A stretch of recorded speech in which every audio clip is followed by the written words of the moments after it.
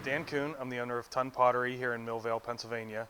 It's the teaching studio, retail space, fine arts gallery. We do classes, and I also do production work for local restaurants and coffee shops. Originally, I have a master's in fine arts and ceramics, so that sort of lent itself. I was teaching for a while, but we started the business in Lawrenceville because I have family members who started Pittsburgh Brewing in Lawrenceville years ago, so we wanted to bring a family business back to Lawrenceville, and we did. We've since moved to Millvale, but the idea for the business comes from a studio that I work for in New Jersey, where it's a teaching studio, but you also can sell your wares out of the front, the fine art gallery in the back.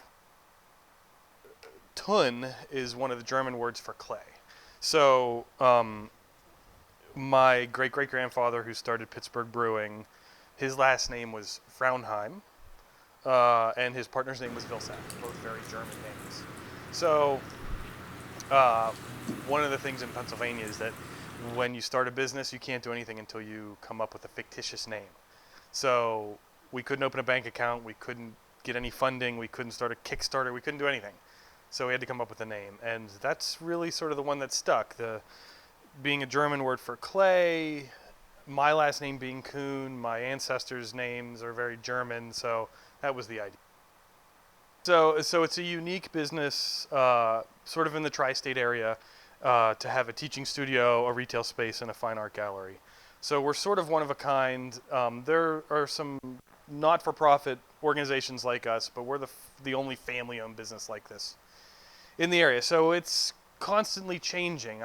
My role is always changing, the students and the retail, and so it's one of those things where we're sort of feeling our way through it, but it gets better every year. I enjoy it more every year. I will say that me as an artist, as a production artist out of this studio, there's not much space left for me, so I guess that says that's pretty good, yeah.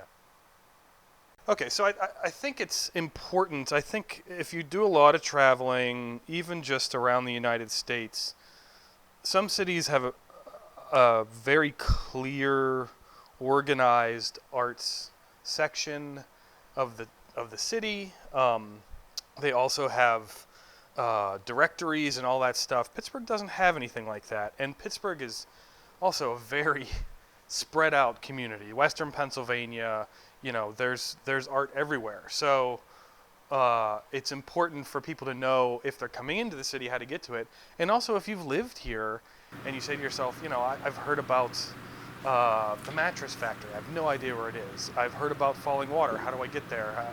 The Greensburg, they say there's some museum in Greensburg that's really, so it's important to have all that stuff somewhere where everybody can find it. The other thing being a sort of a 3-season town is that you have to jam everything in to I don't know, 40 weekends, maybe 35 in a year. And so having a resource to be able to go and find out when is this place open, are they open on the holidays, do they have one-time classes, are there tours that I can take, things like that. I do. I mean, I think that it'll bring in the customers who are looking for this. So, on a Saturday morning, they say, oh, I want to go get pancakes. So they are looking up where can I go to, where's there a diner. If they cross-reference that with Millvale, they'll also be able to come to a gallery and see a show in the gallery or wander around and do some shopping, because it's really not just about viewing fine art. There is some consumption involved. So I can draw people in. Everybody wants a handmade mug. So people will come in, see a mug on the shelf, take it home. But also exposure to the artists. Any exposure to the artists that I display in my gallery is good for me, because I'm representing them as the gallery owner. So I think it would be good on all fronts.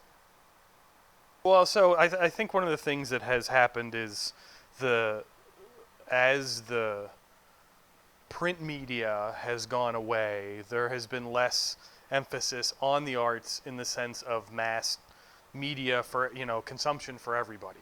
So a lot of focus is put on First Fridays, and that's seems to be where everybody goes for their art.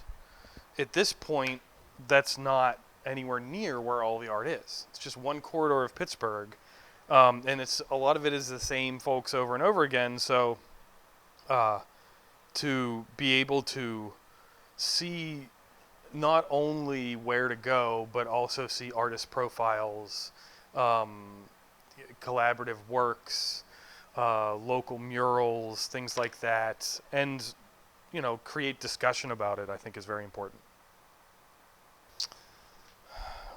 Historical places too.